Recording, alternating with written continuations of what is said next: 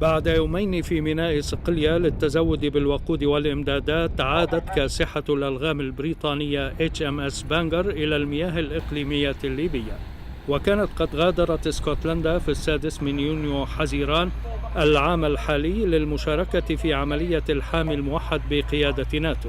منذ ذلك الوقت والسفينة تمخر عباب البحر المتوسط، وعلى متنها حوالي 100 شخص من البحارة المختصين في كسح الألغام والضباط والفنيين والملاحين، وقد تناط بهم أحيانا أكثر من مهمة واحدة على غرار براين البالغ من العمر 21 ربيعا.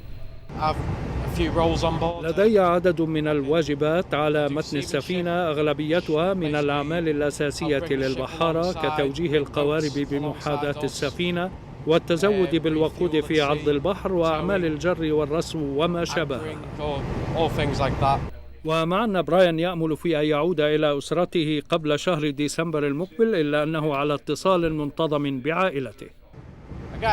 أشعر بالحنين إلى أهلي من حين لآخر، لكن لدي وسائل عديدة للبقاء على اتصال بهم، فيحق لكل منا استخدام هاتف القمر الصناعي 30 دقيقة كل أسبوع، كما يحق لنا استخدام الحاسوب المحمول عن طريق القمر الصناعي للتواصل عبر الرسائل الإلكترونية ومواقع الإنترنت كالفيسبوك. البحارة يعتبرون السفينة بمثابة منزلهم الثاني، لكن أعمالها الروتينية قد تضعف معنوياتهم، خاصة أثناء فترة الترانزيت قبل العودة إلى مسرح العمليات. لذلك من الضروري شغل وقت البحارة بإعداد برنامج حافل بالأنشطة المتنوعة.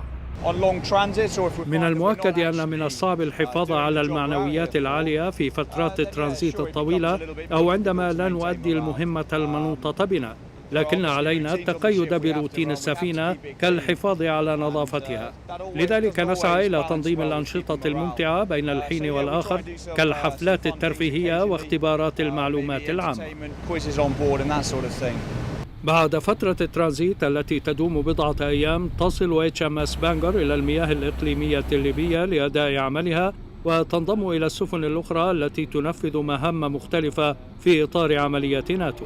بعض هذه السفن أضخم من غيرها، فالفرقاطة تشارلوت تاون مثلا تحمل على متنها 200 بحار، وقد أمضت حتى الآن 6 أشهر في عرض البحر، كما أن سفينة القيادة غاريبالدي ما تزال مبحرة منذ عدة أشهر، لكن اهتمام الجميع مركز دائما على الواجب المنوط بهم.